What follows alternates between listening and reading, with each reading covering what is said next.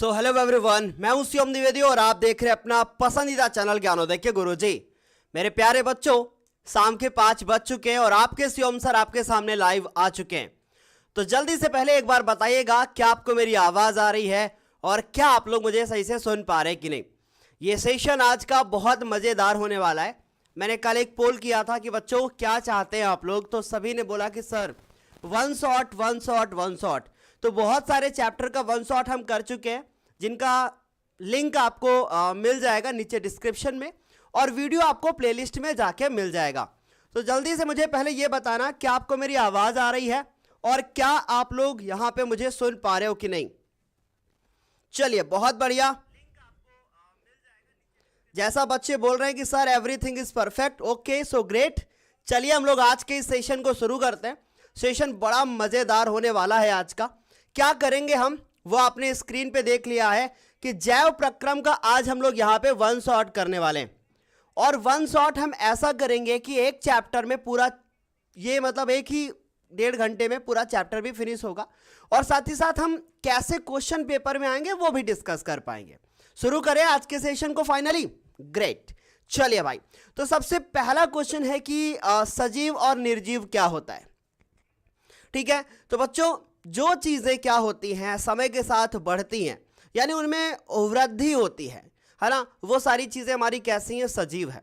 और अगर हम निर्जीव की बात करें यानी नॉन लिविंग थिंग्स की बात करें तो ये जैसी है, इनके शेप में साइज में ऐसा कुछ भी परिवर्तन नहीं होगा। और साथ ही साथ इनमें एक चीज़ नहीं होगी और वो होगा जैव प्रक्रम। यानी कि इसमें ऐसा नहीं होगा कि हो सकता है कि एक नए बच्चे का जन्म करें, या हो सकता है कि इनके कान जो हैं वो चेंज हो, बढ़े, या इनकी आंखें जो है ये देख सके, मतलब ऐसी चीज़ें नहीं होंगी। तो इसका मतलब है कि हाँ, जो निर्जीव है उनमें ये सारी चीज़ें नहीं होंगी, यानी जैव प्रक्रम वो नहीं कर पाएंगे, जैसे सांस लेना है ना, और उनकी बॉडी में ब्लड का सर्कुलेट नहीं होगा, यानी सर्कुलेशन नहीं होगा, वो परिवहन नहीं होगा। या फिर हम लोग बात कर सकते हैं वो उत्सर्जन नहीं करेंगे, यानी अपनी बॉडी से वेस्ट मटेरियल को बाहर नहीं निकालेंगे। ये सारी चीज़ें जो हैं वो निर्जीव में पाई जाती हैं, है ना, कि अगर ये सारी चीज़ें उसमें नहीं होंगी। जो सजीव होगा उसमें सारी चीज़ें होंगी, उत्सर्जन भी होगा, श्वसन भी होगा, ब्लड भी सर्कुलेट करेगा, यानी परिवहन भी होने वाला है। ये सारी चीज़ें इसमें होगी। तो बच्चों आवाज़ वगैरह सब आ रही है। चलिए आगे बढ़ते हैं। दूसरा जो है हमारा कि आगे हम लोग चलेंगे, फिर हमारे पास है कि इस चैप्टर में आखिर बच्चों मुझे क्या क्या पढ़ना है। तो आप यहाँ देख सकते हैं कि वे सभी प्रक्रम जो सम्मिलित रूप से अनुरक्षण का काम करते हैं। अनुरक्षण का मतलब होता है कि भाई मेंटेनेंस का काम करेंगे। बॉडी को जब भी जरूरत होगी तो क्या करेंगे भाई, पोषण। बॉडी के लिए पोषण क्या है, जरूरी है, यानी कि खाना पीना ये सब अपनी हमारी बॉडी के लिए क्या है, बहुत ज़्यादा जरूरी है। तो ये सारी चीज़ें कहाँ होंगी, पोषण में।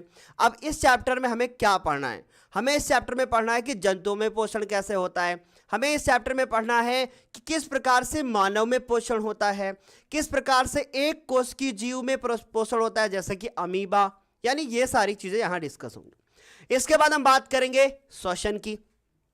श्वसन यानी कि किस प्रकार से ऑक्सीजन हमारी बॉडी के अंदर जाएगी, बाहर कैसे आएगी, ये सारी चीज़ें हमको श्वसन में पढ़नी है। फिर हम बात करें परिवहन की, किस तरीके से ब्लड जो है ना हमारी बॉडी के अलग अलग पार्ट में घूमता है, कैसे वो हृदय में जाता है, कैसे वो अलग अलग पार्ट में जाएगा, ये सारी चीज़ें हमको तीसरे पॉइंट में यानी इसके तीसरे भाग में पढ़ना है। चौथी चीज़ है कि उत्सर्जन यानी एक्सक्रीशन। इसमें हम लोगों को पढ़ना है कि किस तरीके से बॉडी से वेस्ट मटेरियल बाहर निकलेगा, मल के रूप में, मूत्र के रूप में, किस तरीके से ये सारी चीज़ें होंगी, ये सब हम लोगों को यहाँ पर पढ़ना है। तो बच्चों उम्मीद है पूरा समझ में आया होगा कि क्या है आज के इस चैप्टर में और क्या होने वाला है। बच्चों यहाँ पे आप देख सकते हो सबसे पहला जो हमारा है वो है पोषण। बहुत सिंपल सा है, जरा ध्यान से देखो बच्चों क्या लिखा हुआ है। लिखा हुआ है कि जीवों द्वारा ग्रहण किए गए भोज्य पदार्थों अथवा अन्य खाद्य पदार्थों का पाचन करके, यहाँ पे ये चीज ना ये हटा दो यहाँ से, अन्य खाद्य पदार्थों का पाचन करके क्या करना है, अन्य खाद्य पदार्थों का पाचन करके उससे ऊर्जा का अवशोषण करना क्या कहलाता है, पोषण कहलाता है। यानी कि कहने का मतलब क्या है कि हमारे पास मान लीजिए कोई भी एक खाद्य पदार्थ है। खाद्य पदार्थ में जानते हो क्या आ जाएगा, जैसे तुम लोग जाते हो ना पिज्जा खाने, तो भाई ये क्या हो गया, खाद्य पदार्थ हो गया। भाई खाद्य पदार्थ में और क्या आ सकता है, आप लोगों को चीनी बड़ी अच्छी लगती है, चाय पीने का मन करता है, उससे ग्लूकोज मिलता है हमारी बॉडी को, है ना, कॉफी पीने का मन करता है, सब खाद्य पदार्थ हैं। मन किया तो सेब भी खा लिया, वो भी क्या है, एक प्रकार का खाद्य पदार्थ भी है। तो इससे भी क्या होगा कि हाँ हमारी बॉडी को क्या मिलेगा, पोषण मिलेगा। तो अब ये जो खाद्य पदार्थ होते हैं ये क्या होते हैं, ये हमें क्या पदार्थ करते हैं, ऊर्जा प्रदान करते हैं। क्या करते हैं, ऊर्जा प्रदान करते हैं। उस ऊर्जा से क्या होता है, हमारे शरीर की वृद्धि होती है, और हमारे शरीर में जो वृद्धि होती है इस पूरी प्रक्रिया को ही हम क्या बोल देते हैं, इसको ही पोषण बोल देते हैं। बोलो क्या ये बात समझ में आ गई। तो अगर आपसे कोई पूछता है कि भाई पोषण क्या है, तो खाद्य पदार्थ से, खाद्य पदार्थ को क्या करना, पाचन करना, और पचाकर फिर उसके बाद उससे क्या करना, ऊर्जा लेना और अपने शरीर की वृद्धि करना। इसी को हम लोग क्या बोल देते हैं, इसी को बोल देते हैं कि एक बच्चा कह रहा सर जी आप बिल्कुल बदल गए, ऐसा तो नहीं है यार क्या हुआ, कुछ अच्छा नहीं लग रहा है क्या, ग्रेट। चलो अब उसके बाद ये क्या हुआ कि खाद्य पदार्थ से पाचन करना, पाचन करने के बाद ऊर्जा, ऊर्जा के बाद फिर क्या हो जाएगा, हमारे शरीर की वृद्धि, और इसी को बोलेंगे कि हाँ जी यही हमारा पूरी प्रक्रिया क्या कहलाती है, पोषण कहलाती है। तो यहां तक किसी को कोई डाउट नहीं। चलिए फिर हम लोग आगे बढ़ते हैं और आगे डिस्कस करते हैं बच्चों। Okay done. अब जरा ध्यान से देखिए बच्चों, अब है हमारे पास कि ये पोषण होता कितने प्रकार का है। तो पोषण दो प्रकार का होता है। पहला पोषण कहलाता है हमारा स्वपोषण और दूसरा कहलाता है हमारा परपोषण। अब स्वपोषण क्या होता है और परपोषण क्या होता है, जैसे मैं बात करूं, जो लोग अपना खाना खुद बनाते हैं और खाना बनाने के बाद अपने शरीर की वृद्धि के लिए खुद ही रिस्पॉन्सिबल है। अब जैसे फॉर एग्जांपल आपका मन किया कि नहीं इस तरीके से सेब आपने खा लिया, अब होगा क्या, आपने सेब तो खा लिया, इसका मतलब ये भोजन बना था ना, किसने बनाया था, पेड़ पौधों ने, आपने सेब खा लिया, इससे क्या हुआ, आपने क्या किया, परपोषण किया, यानी कि आप किसी दूसरे पे आश्रित हैं। सोचो एक बार, अगर ये सेब ना होता, सब्जियां ना होती, दाल नहीं होती, तो क्या हम लोग जी पाते, नहीं। पानी नहीं होता तो क्या हम जी पाते, नहीं। इसका मतलब क्या है कि ये किस में आएगा, परपोषण में, यानी कि ये हम लोग मानव जो है ना वो क्या है, परपोषण करेगा, और जो करता है उसको हम लोग क्या बोलते हैं, परपोषी, है ना। और जो अपना पोषण खुद ही कर ले उसको बोलेंगे स्वपोषी, और उस पूरी प्रक्रिया को क्या बोलेंगे, स्वपोषण। बोलो यहां तक तो क्लियर, समझ में आ गया होगा, आसान है, बहुत आसान है। आगे चलते हैं। अब ना देखो जरा ध्यान से, परपोषण भी क्या होता है, तीन प्रकार का होता है। स्वपोषण तो समझ में आ गया आप लोगों को, कुछ भी नहीं है कि जो अपना भोजन स्वयं बनाए और उसके बाद स्वयं बनाने के बाद जितने पेड़ पौधे हैं वो सब क्या करते हैं, स्वपोषण करते हैं। आगे अभी हम लोग उसको पढ़ेंगे, ठीक है। अब पहले हम बात करते हैं परपोषण की। परपोषण कितने प्रकार का होता है, तीन प्रकार का। पहला प्राणी संभोजी, दूसरा मृतोपरजीवी, तीसरा परजीवी। अब इनको हम अलग अलग डिस्कस करते हैं बच्चों। देखो बच्चों, अब यहां पे पहले हम करेंगे स्वपोषण को। वह जैव प्रक्रम जिसमें अपने भोजन, जिसमें जीव अपने भोजन का निर्माण स्वयं कर ले, उसको हम क्या बोलेंगे, स्वपोषण बोलेंगे। जैसे हरे पादप, पेड़ पौधे प्रकाश संश्लेषण की प्रक्रिया द्वारा अपना भोजन स्वयं बनाते हैं। जो बच्चे हमसे बहुत पहले से पढ़ रहे थे उन सभी को बोलना चाहूंगा कि भाई आप लोग जो है क्या करें, कॉपी लेके बैठे और रिवीजन करना शुरू कर दें। इस आज के लेक्चर से रिवीजन करेंगे तो आपको बहुत सारी चीजें समझ में आएंगी। आपने पहले से चैप्टर पढ़ रखा है, वेरी गुड, रिवीजन करना स्टार्ट कर दो, राइट। और जो बच्चे पहली बार पढ़ रहे हैं वन शॉट से अपना पूरा कंप्लीट कर लें। तो बच्चों क्या हुआ कि वह प्रक्रम, वह जैव प्रक्रम जिसमें जीव अपने भोजन का निर्माण स्वयं करे उसे क्या कहेंगे, स्वपोषण। जैसे हरे पादप, पेड़ पौधे प्रकाश संश्लेषण की प्रक्रिया द्वारा अपना भोजन स्वयं बनाते हैं, इसी को हम स्वपोषण कहते हैं। अब यहां पे एक शब्द आया कि भाई ये प्रकाश संश्लेषण क्या है, इसको अभी हम लोग आगे बढ़ेंगे, ठीक है, बहुत अच्छी तरीके से पढ़ लेंगे। अब बात करते हैं परपोषण क्या है, कि भाई ये परपोषण क्या है। वह प्रक्रम जिसमें जीव अपने भोजन का निर्माण स्वयं ना कर पाए, दूसरे पे आश्रित हो। जैसे मानव पेड़ पौधे पे आश्रित है, मानव दूसरे जीव पे आश्रित है, मछलियां खाते हैं कुछ लोग, तो क्या है, वो दूसरे जीव पे आश्रित है ना। तो इस तरीके से क्या हुआ कि वह प्रक्रम जिसमें जीव अपने भोजन का निर्माण स्वयं ना करके दूसरे जीव द्वारा निर्मित किए गए भोज्य पदार्थों से पोषण प्राप्त करे, उसको क्या बोलते हैं, परपोषण कहते हैं। जैसे मानव क्या है, परपोषी है। आ गई मेरी बात समझ में? चलिए भाई, अब उसके बाद हमारे पास कि जीवों में परपोषण 3 प्रकार का होता है। तीनों की परिभाषा नीचे लिखी है सर ने, एक एक पॉइंट आपको बता देंगे एक बार में, ठीक है।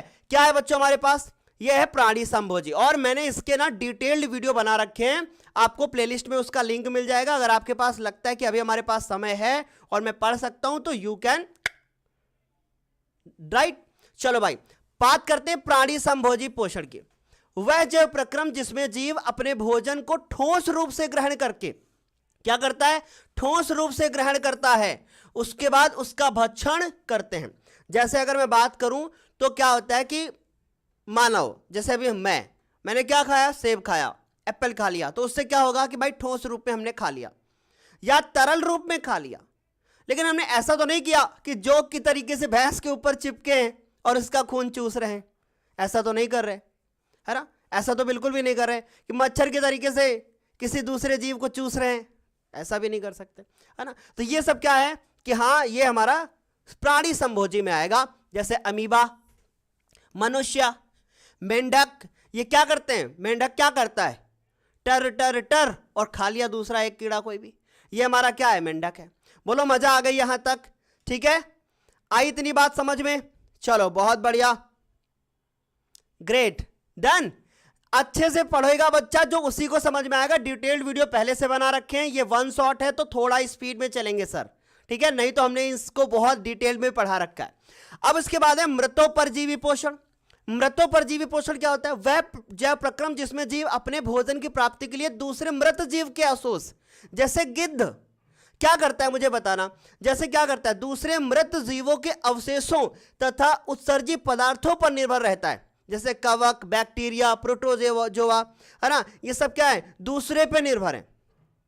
गिद्ध, समझिए मेरी बात को, क्या हो रहा है कि दूसरे मृत जीवों के अवशेषों तथा उत्सर्जित पदार्थों पर निर्भर हैं।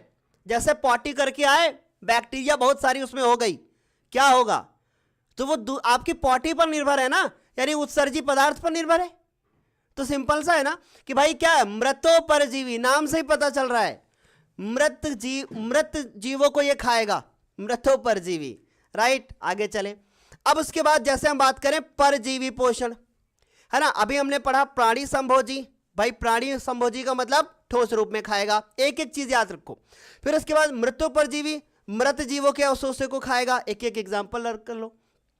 उसके बाद परजीवी पोषण, वह जैव प्रक्रम जिसमें जीव अपने भोजन की प्राप्ति के लिए दूसरे जीव पर क्या होगा, निर्भर होगा, उसको हम लोग क्या बोलते हैं, परजीवी पोषण बोलते हैं। उदाहरण के लिए जैसे देखो जू, है ना, जुए नहीं होते बाल में, जोक, और एक अमरबेल। भाई ये अमरबेल ना बहुत इंपॉर्टेंट है, बहुत ज्यादा पूछा जाता है, अमरबेल वाला एग्जाम्पल बहुत ही ज्यादा पूछा जाता है, ठीक है। बोलो यहां तक समझ में आया कि नहीं, जल्दी से एक बार मुझे बता देना, फिर मैं आगे बढ़ जाऊं। डन, चलिए, ग्रेट ग्रेट ग्रेट, यहां तक समझ में आ गया बच्चों को, स्क्रीनशॉट लेना ले लेना। आगे चलते हैं। अब देखो प्राणी संभोजी में कौन कौन आया, देखो भाई, अमीबा, है ना, मानव, ये कौन है, मेंढक चाचा। तीनों लोग आ गए कि नहीं, बोलो, अमीबा भी हो गया, मानव भी हो गया, मेंढक चाचा भी हो गए, ये सारे क्या हो गए, ये हमारे हो गए प्राणी संभोजी। आगे चलते हैं, मृतोपरजीवी को देखो भाई, बैक्टीरिया, इसको देखो, बैक्टीरिया, ये क्या हो गया, कवक, है ना। तो ये समझ में आ गया कि भाई ये हमारे क्या है, मृतोपरजीवी। अब इसके बाद हम बात करते हैं कि भाई प्रकाश संश्लेषण की अभिक्रिया क्या होती है।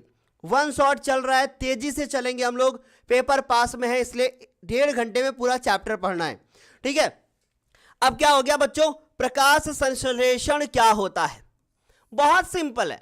प्रकाश संश्लेषण एक ऐसी प्रक्रिया होती है जिसमें पेड़ पौधे क्या करते हैं, भोजन को CO2, H2O और प्रकाश की मदद से क्लोरोफिल की उपस्थिति में तैयार करते हैं।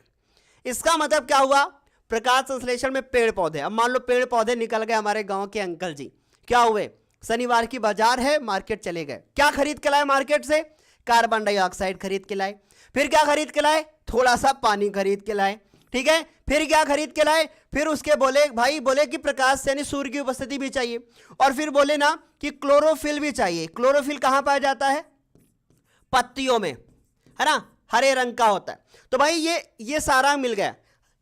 कार्बन डाइऑक्साइड समझ से लो की सब्जी लेके आए, क्लोरोफिल मतलब तेल का काम करेगा, H2O का मतलब तो पानी बिना तो खाना बनता ही नहीं है। इसका मतलब आज भाई क्या बना रहे हैं, पेड़ पौधे कार्बन डाइऑक्साइड खा रहे हैं। जैसे हम लोग क्या करते हैं, सब्जी खाते हैं, दाल खाते हैं, पनीर खाते हैं, रोटी खाते हैं, वैसे ही पेड़ पौधे क्या करते हैं, कार्बन डाइऑक्साइड खाते हैं। बात समझ में आ गई, क्या खाते हैं, कार्बन डाइऑक्साइड खाते हैं। कैसे खाते हैं, बना के खाते हैं। कैसे बनाते हैं, क्लोरोफिल डालते हैं, और क्या करते हैं, पानी भी डालते हैं। और उनको ना नीचे से गैस जलाने की जरूरत नहीं होती। क्या करते हैं, सूर्य का प्रकाश ले लेते हैं, उससे बना लेते हैं अपना भोजन। ठीक है, इसका मतलब ये चीजें क्या करता है, बनाते हैं। और बनाते कैसे हैं, ये मार्केट से खरीद के लाए कार्बन डाइऑक्साइड, जब घर में पानी डाला, क्लोरोफिल डाला, सूर्य के प्रकाश की उपस्थिति हो गई, और फिर बाद में पता चला कि देखो भाई ग्लूकोज बन गया। क्या बन गया, ग्लूकोज बना लिया इन्होंने। और ग्लूकोज के साथ साथ बगल में मानव ललचा रहा था, उसने कहा भाई मेरे को थोड़ी सी ऑक्सीजन भी दे दो, नहीं तो जीवन हमारा नष्ट हो जाएगा। तो कहा ऐसा, अच्छा ठीक है ठीक है ठीक है, चलो भाई ऑक्सीजन भी दे देते हैं। ऑक्सीजन भी दे दिया, और उसके बाद फिर क्या निकल गया, बोले भाई तुम लोग पानी भी ले लो, क्योंकि हमने पानी ज्यादा इस्तेमाल किया था, थोड़ा बच गया, तुम भी ले लो। ये सारी चीजें हो गई। अब बोलो पेपर में मजा आएगी कि नहीं। भाई हमने बोला ना, ये डिटेल्ड हम वीडियो पढ़ा चुके हैं। हम यहां पे क्या कर रहे हैं, मस्ती मस्ती में सीखने की कुछ चीजें कोशिश कर रहे हैं बहुत डिटेल्ड में, कि भाई प्रकाश संश्लेषण आएगा तो वो बाजार जाने वाली बात याद आएगी। सुनिए बच्चों, बाजार जाने वाली वो बात याद आएगी कि सर ने कहा था पेड़ पौधे चले गए बाजार, खरीद के लाए कार्बन डाइऑक्साइड गैस, पानी तो डाला ही जाता है, तेल की जगह पे क्लोरोफिल डाल लेंगे, खाने में ग्लूकोज बनाएंगे, थोड़ी सी ऑक्सीजन बनाएंगे, क्योंकि मानव नामक एक चीज आलसी इंसान था, उसने क्या किया, बोला भाई मेरे को ऑक्सीजन भी दे दो, और उसके बाद पानी उनसे बच गया था, थोड़ा पानी मानव को दे दिया। ठीक है, बात समझ में आ गई, क्लियर हुआ कि नहीं, एक बार जल्दी बताना एक बार बच्चों, मस्त है। चलिए भाई, अब ना बच्चे क्या करते हैं, कहते हैं सर जी ये रिएक्शन हमको याद नहीं होती, हमको मतलब ये चीज बता दो, ऐसा लिख के बता दो कि मतलब ये भूलू ना मैं। अबे हम उनसे कहते हैं ना कि मानव वो पेड़ पौधे क्या करते हैं, कार्बन डाइऑक्साइड के लेने गए, फिर क्या हुआ, पानी डाला, फिर क्या हुआ, सूर्य के प्रकाश की उपस्थिति हुई, तो इधर लिख लो ना कि सूर्य का प्रकाश लिख लो। और उसके बाद और क्या मिला उनको, पेड़ पौधों ने उनको दिया क्लोरोफिल। क्लोरोफिल उनके पास खुद ही था पत्तियों में, है ना, क्या बना दिया, ग्लूकोज बना दिया। कैसे बनाते हैं ग्लूकोज, नीचे लिखते हैं C6H12O6। फिर क्या बनता है, पानी भी बन जाता है थोड़ा सा, फिर क्या बनता है, CO2 भी बन जाती है थोड़ी सी।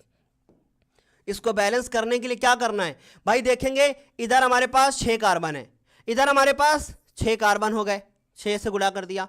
फिर उसके बाद देखा हमने ऑक्सीजन इधर कितने थे हमारे पास, देखो 6 दूनी कितना हो गया 12, इधर कितने ऑक्सीजन हो गए 12 12 24 हो गया टोटल। उधर देखो 6 ऑक्सीजन, फिर इधर 12 ऑक्सीजन, फिर उधर 6 ऑक्सीजन, टोटल कितने हो गए 24। कुल मिलाकर क्या करना है 6 12 6 और 6। आपको इस तरीके से बस बैलेंस कर लेना, इसके अलावा कुछ नहीं है बच्चों। ठीक है, आ गई बात समझ में, सभी को मजा आया यहां तक, जल्दी जल्दी बता दो एक बार। चलिए बहुत बढ़िया, ठीक है बच्चों, आ गई ना बात समझ में। अच्छा बालक, कोई गधा एक इंसान, फिर लोग गधा आज बुलवा ही लोगे तुम लोग, मानोगे नहीं। कोई कह रहा है सर जी पानी का सूत्र गलत है, हाय H2O सूत्र होता है बालक, हो गया। चलो भाई प्रकाश संश्लेषण कर लिया।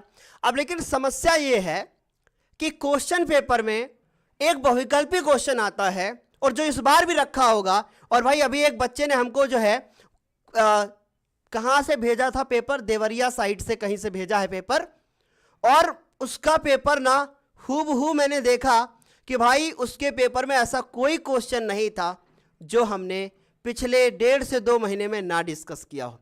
दिल को तसल्ली उस वक्त ही मिली, और बड़ी तसल्ली उस वक्त मिलेगी जिस दिन आप बोर्ड पेपर देख के आओगे बच्चा, बोर्ड पेपर। और फिर होगा कि भाई ऐसा कोई क्वेश्चन नहीं होगा जो हमने ना पढ़ाया हो आपको, कमी कहां रहेगी, आप पढ़ोगे नहीं उसमें। ठीक है, देखो बच्चों क्या हुआ भाई, हमने बोला कि प्रकाश संश्लेषण के लिए क्या क्या चाहिए। हमने बोला था गैस जलाते हैं मतलब हम लोग, तो सूर्य का प्रकाश उनको चाहिए। कार्बन डाइऑक्साइड गैस मार्केट से खरीद लाएंगे, पानी तो डाला ही जाएगा, तेल की जगह पे क्लोरोफिल डाल लेंगे, खत्म, खाना बन गया। ये सारे पदार्थ हमको चाहिए, 4 चीजें चाहिए उनको। सूर्य का प्रकाश, कार्बन डाइऑक्साइड गैस, जल और क्लोरोफिल। अब समस्या यह है कि भैया खाना बनता कैसे है। अब हम तो बोलते हैं कि चाय बनानी है तो पहले चाय पत्ती डालो, फिर ये करो, फिर वो करो, ये बोलते हैं। देखो भाई, हम बताते हैं, हम जो कार्बन डाइऑक्साइड गैस खरीद के लाएंगे उससे क्या बनेगा, जो हम पानी डालेंगे उसी से ऑक्सीजन निकलेगा, ऐसा बताते हैं। ये 4 पॉइंट आपको नोट करने हैं, बहुत इंपॉर्टेंट है। पहला चीज है कि क्लोरोफिल द्वारा प्रकाश ऊर्जा को अवशोषित करना। क्लोरोफिल क्या करता है? प्रकाश ऊर्जा को अवशोषित करता है, प्रकाश ऊर्जा को रासायनिक ऊर्जा में रूपांतरित करना। जो प्रकाश ऊर्जा होती है वो रासायनिक ऊर्जा में बदलती है। कैसे बदलती है? सुनो मेरी बात। अभी आपने देखा था बच्चों कि इधर हमारे पास कार्बन डाइऑक्साइड थी, जब इसमें हम प्रकाश देंगे वो बदल जाएगी किसमें? रासायनिक ऊर्जा में, क्योंकि ये इसमें बहुत ज्यादा ऊर्जा होती है ग्लूकोज में, तो प्रकाश ऊर्जा बदल जाएगी हमारी रासायनिक ऊर्जा में। इसके बाद हमारे पास है कि जल के अणुओं का हाइड्रोजन और ऑक्सीजन में अपघटन। याद रखिए, जो हमारे पास जल होता है ना H2O, इससे 2 चीजें मिलती हैं, ऑक्सीजन का अणु मिल जाता है और हमको हाइड्रोजन का अणु मिल जाता है। तो एग्जाम में क्वेश्चन आएगा कि ऑक्सीजन का अणु कहां से मिलता है, तो कहां से मिलता है हमको? ऑक्सीजन का अणु हमको मिलता है बच्चों किसका? जल से मिलता है। ये क्वेश्चन बहुविकल्पी आता है, बहुत ज्यादा आता है, ध्यान रखो इस चीज को। ठीक है, आगे मेरी बात समझ में। इसके बाद है कार्बन डाइऑक्साइड का कार्बोहाइड्रेट में अपचयन। अब बच्चों यहां पे आप थोड़ा सा कंफ्यूज हो जाओगे बच्चों। कार्बन डाइऑक्साइड यानी CO2, CO2 जो होता है ना वो किसमें बदल जाता है? C6H12O6, और इसको कार्बोहाइड्रेट भी कहते हैं, इसको कार्बोहाइड्रेट भी कहते हैं। कार्बोहाइड्रेट में बहुत सारी चीजें आती हैं, शुगर का फॉर्मूला भी आएगा, फ्रक्टोज भी आएगा, ग्लूकोज भी आएगा, ये सब कार्बोहाइड्रेट में आते हैं। तो कार्बन डाइऑक्साइड किस में बदल जाती है? कार्बोहाइड्रेट यानी कि ग्लूकोज में। बात समझ में आ गई? ये 4 पॉइंट आपको पेपर में लिखकर आने हैं बच्चों। आगे चलते हैं बिना देर किए हुए, क्योंकि झन्नाटे से हम लोग पढ़ेंगे। ये क्या आ गया? आज पत्ती का भी छेद ढूंढना जाएगा। पत्ती, ये क्या आ गया भाई? देखो भाई, अब सबसे पहले बात करते हैं कि अगर कोई भी पत्ती है, पेड़ पौधों पे आपने पत्तियां तो देखी होंगी, उसमें क्या होते हैं? छोटे छोटे छेद होते हैं, लेकिन वो छेद हमको दिखाई नहीं देते। क्यों नहीं दिखाई देते? इतने छोटे ही होते हैं कि दिखाई कहां दे जाएंगे, और दिखाई दे जाते तो जो कीड़े ऊपर ऐसे घुमा करते हैं ना, पत्ती के अंदर घुस के बैठ जाते, ऐसा हो ही नहीं पाएगा।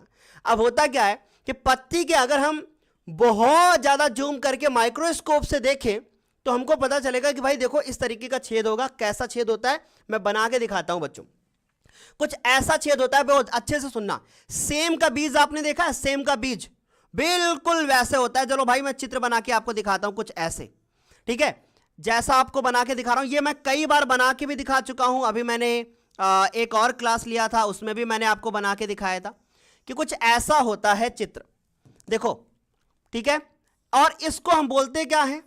इसको हम बोलते क्या है? इस चित्र का नाम क्या होगा? इसको हम बोलते हैं रंध्र। रंध्र क्या होता है? एक प्रकार का छेद होता है। क्या होता है? छिद्र। और रंध्र में होता क्या है? ध्यान से मेरी बात को सुनिएगा। रंध्र में होता क्या है? इसी से ऑक्सीजन और कार्बन डाइऑक्साइड का आवागमन होता है, ठीक है? तो यहां पे छोटे छोटे ये क्या होंगे? बिंदु, ठीक है? फिर उसके बाद इसी में केंद्रक पाया जाएगा, यहीं पे, ठीक है? यहीं पे केंद्रक पाया जाएगा। फिर उसके बाद यहां से इसके अंदर कौन जाएगा? ध्यान से देखते जाओ बच्चों, ये कई बार बना के दिखा चुका हूं। इसके अंदर हमारी कार्बन डाइऑक्साइड जाती है, बाहर क्या आती है? ऑक्सीजन गैस बाहर आती है इससे, ठीक है? और उसके बाद यहां पे ही क्या होता है? हरे हरे कलर के, अभी आप कंफ्यूज हो जाओगे कि सर कभी सफेद कभी हरा, तो ये देखो, ये भी आप चाहो तो हरे कलर के बना सकते हो इसको, ठीक है? यहां हरे कलर के छोटे छोटे सर ने क्या बना दिए? बिंदु। और इनको क्या बोलते हैं? ये हमारे क्या है? क्लोरोफिल, ठीक है? क्लोरोफिल। मेरी बात समझ में आ गई? ये क्या है? क्लोरोफिल। बोलो यहां तक समझ में आ गया? यानी पादप की पत्तियों तथा अन्य कोमल वायवीय भागों की बाह्य त्वचा में छोटे छोटे क्या पाए जाते हैं? छिद्र पाए जाते हैं। अब बहुत सारे बच्चे बोलते हैं कि सर जी एक बात बताइए, ये जो रंध्र होता है और एक वात रंध्र होता है, क्या ये दोनों सेम हैं? बेटा मुझे एक बात बताओ, हिंदी तो पढ़े ही होगे। वात का मतलब क्या होता है? वात का मतलब होता है हवा, वायु, है ना? इसका मतलब वे रंध्र जिससे वायु का आवागमन होता है उनको हम लोग वातरंध्र कहते हैं। और जो रंध्र है ना वो और भी रंध्र होते हैं। समझने की कोशिश करें हमारी बात को। जैसे बहुत सारे छिद्र होंगे, सबको रंध्र बोलेंगे, लेकिन जो वातरंध्र होंगे ना उनको हम बोलेंगे कि हाँ इसमें हमारी ऑक्सीजन और कार्बन डाइऑक्साइड का आवागमन होगा। तो अगर कोई आपसे पूछता है कि रंध्र क्या है तो आप वातरंध्र की परिभाषा बता सकते हो। लेकिन अगर आपसे यह पूछा गया कि वातरंध्र क्या है तो आपको बस इतना बताना है कि वे छिद्र जो पत्तियों पे पाए जाते हैं और इनसे गैसों का आदान प्रदान होता है, इनको हम रंध्र बोलते हैं। और ये क्या है, हमारे छिद्र हैं। ठीक है, आ गई मेरी बात समझ में? मुझे नहीं लगता कि किसी बच्चे को कोई भी समस्या हो जाएगी। ठीक है, यहां तक समझ में आ गया मेरे प्यारे बच्चों? ठीक है, क्लियर हुआ? फिर से सुन लो मेरे प्यारे बच्चों, कुछ लोगों को ज्यादा डिस्टर्ब है, मैं समझ रहा हूं। यहां पे लिखा हुआ है H2O। हमने लिखा है कि जो हमारे जल के अणु होते हैं वो हाइड्रोजन और ऑक्सीजन में टूट जाते हैं। तो भाई देखो, हाइड्रोजन जो H2 हाइड्रोजन है ये हमारा H2 हाइड्रोजन अणु में टूटेगा और ऑक्सीजन में टूटेगा, फिर उसके बाद इसको और ऑक्सीजन अणु के मिल जाएंगे, फिर मिलके वो पानी बना लेगा। राइट? तो आप यहां देख सकते हो पूरी रिएक्शन है कि कार्बन डाइऑक्साइड जब जल के साथ रिएक्ट करेगा और इसको सूर्य का प्रकाश मिलेगा और क्लोरोफिल मिलेगा और साथ ही साथ ये ग्लूकोज बनाएगा, ऑक्सीजन बनाएगा और हमारे पास ये हमारा बना देगा H2O। ठीक है बच्चों, यहां तक तो सभी को क्लियर है, रंध्र समझ में आ गया होगा आप लोगों को। अब रंध्र और रंध्र के खुलने और बंद होने की प्रक्रिया क्या होती है? देखो इस चित्र में जो अभी हमने आपको चित्र बनाया था, ये जो आपको ये दिखाई दे रहा है इनको बोलते हैं द्वार कोशिकाएं। क्या बोलते हैं? द्वार कोशिकाएं। ये क्या करती हैं? जैसे शादी बारात में गए होगे तुम लोग, ऐसे गेट मैन ऐसे डंडा लिए ऐसे खड़े होते हैं, एक उधर से एक इधर से, वैसे एक इधर से एक इधर से। ये इनका काम क्या है? ये खुलती हैं बंद होती हैं। वो लोग भी तो ऐसे डंडा लगा रहते हैं, इससे खुलते हैं फिर बंद होते हैं। अब होता क्या है कि जब इसके अंदर कार्बन डाइऑक्साइड गैस जाती है तो ये पत्ती फूल जाती है और जब ऑक्सीजन बाहर निकलती है तो फिर से पिचक जाती है, फिर से ऑक्सीजन कार्बन डाइऑक्साइड जाती है, फिर से फूल जाती है और ऑक्सीजन बाहर निकलती है तो फिर से पिचक जाती है। मजा आ गई बच्चों? यहां तक आगे चलते हैं हम लोग। अब यही चीज यहां लिखी है कि रंध्रीय गतिविधियां द्वार कोशिकाओं पर निर्भर करती, यानी गेटमैन पर निर्भर करेगी। अगर गेटमैन कमजोर है तो झम में से घुस जाओगे अंदर, और गेटमैन अगर मजबूत है तो जरा बिना इजाजत के घुस के दिखाना, मजा नहीं आएगी। ठीक है, तो ये क्या होगा कि जब प्रकाश संश्लेषण के लिए कार्बन डाइऑक्साइड की आवश्यकता होती है, जब नहीं होती है तब पौधा इन छिद्रों को क्या कर लेता है? बंद कर लेता है। वैसे गेट में नहीं होता, जब कोई नहीं जा रहा है तो बेचारे डंडा लिए खड़े हैं ऐसे, कट्टम लगाए ऐसे, और जैसे हट गए तो ये अपना डंडा इधर हटाए, अपना डंडा इधर हटाए। सेम वही चीज है। समझ में आ रही मेरी बात? आगे चलें क्या हम लोग? फिर क्या होता है? इन छिद्रों को खोलना और बंद होना द्वार कोशिकाओं का क्या होता है? कार्य होता है। गेटमैन है ना, उसका एक काम है कि भाई खोलना बंद करना, इसके अलावा कुछ नहीं। द्वार कोशिकाओं का काम क्या है? खोलना बंद करना, खोलना बंद करना, खोलना बंद करना। फिर इसके बाद क्या हुआ? द्वार कोशिकाओं में जब वायु अंदर जाती है ना तो क्या हो जाती है? फूल जाती है। इसके अलावा बच्चों कुछ भी नहीं है, कुछ भी नहीं है, कुछ भी नहीं है। ठीक है, आ गई मेरी बात समझ में? यहां तक सारे बच्चों को हो गया है क्लियर बहुत अच्छी तरीके से। आखिरी में मैं सारे स्क्रीनशॉट लेने का पूरा मौका दूंगा आपको, बिल्कुल टेंशन मत लो। अभी आप पहले पढ़ते जाओ, ठीक है? अंत में मैं जो है मौका पूरा दे दूंगा। अब आते हैं हम लोग अमीबा पर कि भाई अमीबा में कैसे होता है पोषण। तो बच्चों पहला क्वेश्चन आएगा पेपर में कि अमीबा होता क्या है। बच्चों ये एक कोशिकी है। मैं आपको फिर बता रहा हूं, अगर आपने ये चैप्टर अभी तक नहीं पढ़ा है, डिटेल्ड में पढ़ना है, तो लिंक नीचे डिस्क्रिप्शन बॉक्स में दी है। वक्त ज़्यादा लगेगा, लेकिन हाँ डिटेल्ड में अगर पढ़ना है तो आप पढ़ सकते हो, कोई भी समस्या नहीं है। आप डिटेल्ड में जाके पढ़ सकते हो बच्चों, ठीक है? डिटेल्ड में जाके पढ़ सकते हो। चलो, अमीबा क्या होता है? एक कोशिकी है, यानी ये यूनिसेल्युलर है। ये क्या करता है? अपनी सतह पर, इसकी सतह पे क्या होती है? कुछ उंगलियों की तरह से, इस तरीके से उंगलियां जैसी बनी होती है। मैं इसको अलग बना के आपको दिखा देता हूं। चलो अलग बना के दिखा देता हूं। देखो बच्चों, मान लीजिए कि यह है हमारे पास अमीबा, राइट? यह हमारे पास अमीबा है। अब क्या होगा? इस अमीबे का एक केंद्रक होता है और बाकी इसके अंदर इस तरीके से क्या होता है? जीव द्रव जो है भरा होता है। ठीक है, बात समझ में आ गई? इसके अंदर जीव द्रव भरा होता है। ये क्या है? अमीबा। अब क्या होगा? ये अमीबे को जब अपना पोषण करना होगा तो कैसे पोषण करेगा? ये अपना ना मुंह ऐसे फैलाएगा, ठीक है? जब आपको मम्मी से कुछ मांगना होता है तो आप क्या करते हो? ऐसे फैलाते हो ना मुंह, मम्मी दे दो। तो ये क्या करेगा? ये ऐसे फैलाएगा और इधर से कौन आएगा, ध्यान से देखना बच्चों, इधर से वो भोजन का कण इसकी तरफ आने की कोशिश करेगा। इनको क्या बोलते हैं, जो ये दोनों आपको दिखाई दे रहे हैं, ठीक है, इन दोनों का नाम कुछ होता है। इनको अंग्रेजी में कहते हैं स्यूडोपीडिया। क्या बोलते हैं, स्यूडोपीडिया, ठीक है। अब लेकिन इनको हिंदी में बोल देते हैं कि हाँ ये इसके क्या है, पादाब है। क्या है, पादाब। इनको क्या बोलते हैं, पादाब। आगे चलते हैं। अब उसके बाद ये क्या करेगा, अपने अंदर इसको ले लेगा, यानी कि अभी इसका तो केंद्रक था, अगला स्टेप में क्या करेगा, ये इसको अपने अंदर ले लेगा कुछ ऐसे, ठीक है। ये इसके अंदर जाएगा, ये तो केंद्रक हो गया इसका। फिर उसके बाद ये इसके अंदर जाने की कोशिश करेगा, अंदर पहुंच गया इसके। अब क्या करेगा, इसको ये पाचित कर लेगा, यानी उस पाचन की क्रिया को हम स्वांगीकरण कहते हैं। इसको ये पचा लेगा। पचाने के बाद फिर उसके बाद जो चीज़ ये नहीं पचाएगा उस चीज़ को ये क्या करेगा, उस चीज़ को ये अपनी सतह से बाहर निकाल देगा। यानी कि जो चीज़ नहीं पच पाएगी उसको शरीर से ये बाहर निकाल देगा। अब चित्र अगर आपको पेपर में बनाना हो तो जरा ध्यान से देखो। क्या हुआ कि पहले वाले चित्र में आपको दिख रहा है अमीबा, इसने अपने दोनों पादाब फैला दिए, इसके अंदर ये जाने लगा। इसका एक ये केंद्रक था, जैसे ही ये भोजन का कण इसके अंदर पहुंचा, इसके अंदर ये पहुंच गया है। अब ये क्या करेगा, इसको पचाएगा और पचाने के बाद अब ये अपना शरीर जो है ना अलग करके बाहर निकल जाएगा। बोलो यहां तक सभी को क्लियर, समझ में आ गई या नहीं? ठीक है बच्चों, वेरी गुड।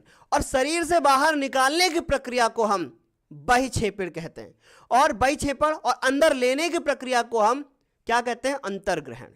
ठीक है, पचाने की क्रिया को इसको हम लोग बोल देंगे कि भाई इसका जो कण होगा, ये जीव जो कण जाएगा, ठीक है, ये क्या करेगा, पचाने की क्रिया, और पचा के जीव द्रव्य में मिलाने की क्रिया को हम स्वांगीकरण कहते हैं। ये सब हमने डिटेल में आपको पढ़ा रखा है। तो क्या हुआ कि पादाब कहते हैं, जब पादाब खाद्य रिक्तिका कण के साथ विलीन हो जाता है तो क्या करता है, ये खाद्य रिक्तिका बनाता है। खाद्य रिक्तिका का मतलब है कि हाँ ये विलीन हो गया और उसके बाद एक इसके अंदर एक स्पेस जैसा बनेगा, वो रिक्तिका में फैल जाएगा, फिर उसके बाद जीव द्रव्य में मिल जाएगा। ठीक, फिर उसके बाद खाद्य रिक्तिका के अंदर जटिल पदार्थ जो होते हैं वो सरल पदार्थों में टूट जाते हैं, और हम लोग भी तो वही करते हैं, जटिल पदार्थ खाते हैं और उसको सरल पदार्थों में तोड़ देते हैं, तो ये भी वही कर रहा है। ठीक है, फिर उसके बाद क्या होगा, इन सरल पदार्थों को फिर कोशिका द्रव में विसरित कर दिया जाता है। जैसे हमने बताया था कि कोशिका द्रव में विसरित कर दिया जाएगा, जिस प्रक्रिया को हम स्वांगीकरण कहते हैं। शेष अवांछित सामग्री जो पचा नहीं पाएगा वो शरीर की सतह पर ले जाके बाहर फेंक दिया जाता है, और अमीबा अपने शरीर से अपचित खाद्य पदार्थों को निकालने के लिए कोशिका झिल्ली क्या कर देता है, तोड़ देता है, और उसके बाद बाहर निकल जाएगा। बोलो यहां तक क्लियर हुआ कि नहीं? ठीक है, मैं फिर आपको एक बार इंगेज कर रहा हूं कि this is a very fast one shot revision, right. आगे चलते हैं। अब इसके बाद यहां पे हमारे पास क्या है, अब हम लोग यहां पे आ गए, पोषण पूरा कर चुके हैं। अब हम बात करेंगे कि भाई किस तरीके से पाचन होता है, राइट। और ये पोषण वाले पार्ट में ही पढ़ना है आप लोगों को। तो सबसे पहला है, ये दोनों चित्रों के बारे में भी मैं डिस्कस करूंगा, सब कुछ बताऊंगा, लेकिन पहले बात करते हैं कि पाचन क्या होता है। देखो, हम लोग जो खाना खाते हैं वो बहुत जटिल पदार्थ होता है। अगर हम उस जटिल पदार्थ को सरल पदार्थ में तोड़ दें तो इस प्रक्रिया को कहते हैं पाचन।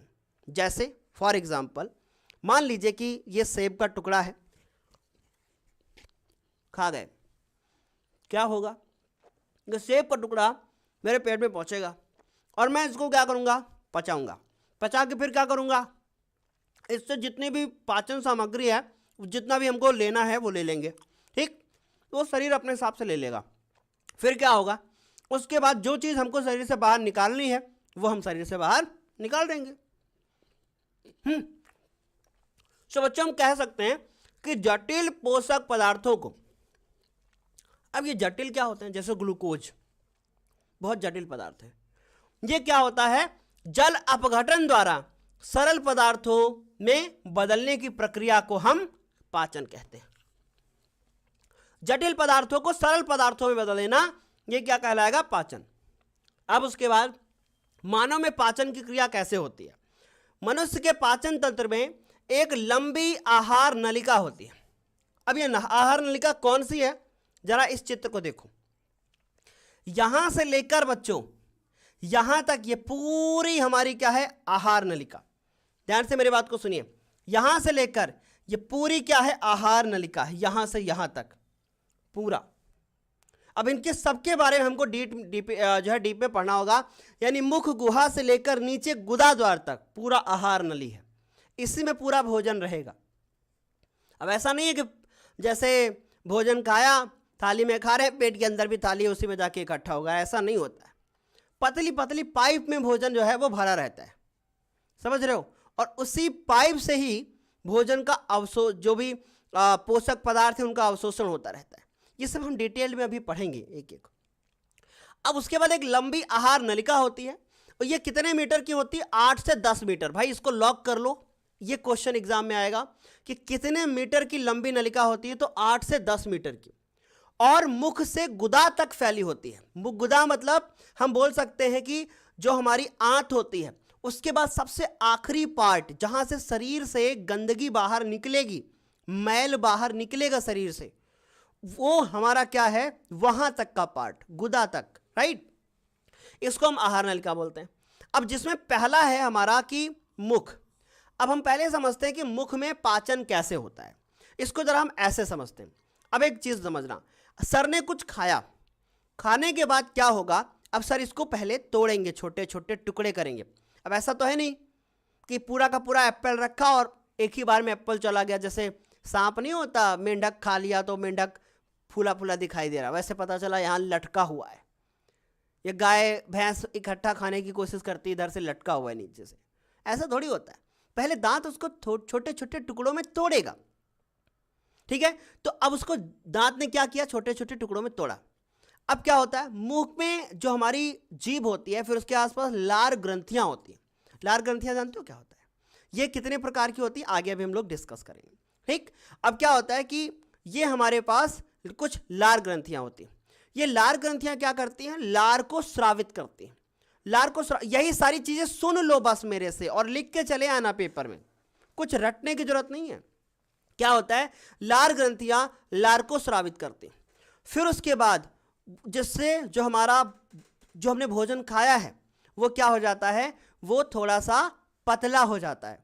यानी हम कह सकते हैं कि अब जो है अंदर जाने के लिए तैयार है, अब अंदर जाएगा। मुंह में पाचन जो भी होना था हो गया।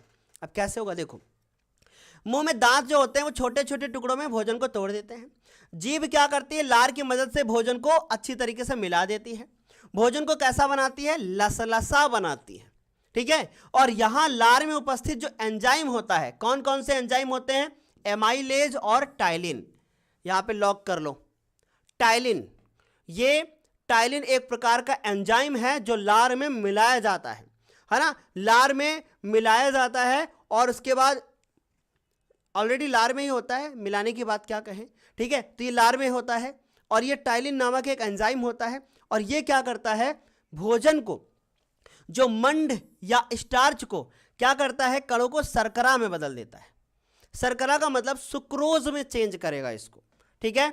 तो मंड या स्टार्च क्या होता है, जैसे अगर मैं बात करूं, आपने देखा होगा कि चावल, ठीक है, चावल देखा है ना आपने, या गेहूं देखा होगा, राइट। तो उसमें क्या होता है कि जब आप चावल को भिगो दीजिए, उसके बाद देखिए उसको चिपचिपा जैसा कुछ निकलता है, वो सब क्या है, मंड है। या हम बात करें गेहूं है, उसके ऊपर आप गेहूं का जो ऊपर का छिलका होता है, ठीक है, उसको देखिए, क्या है ये सब, मंड, राइट। इतना तो समझ में आ गया होगा बहुत अच्छे तरीके से सभी लोगों को, ठीक है। अब उसके बाद ओके महक दीक्षित जी, देख लेंगे, बिल्कुल भी परेशान मत होइए, ठीक है। आगे चलते हैं हम लोग, बोल रही है बेटा तो देख लेते हैं।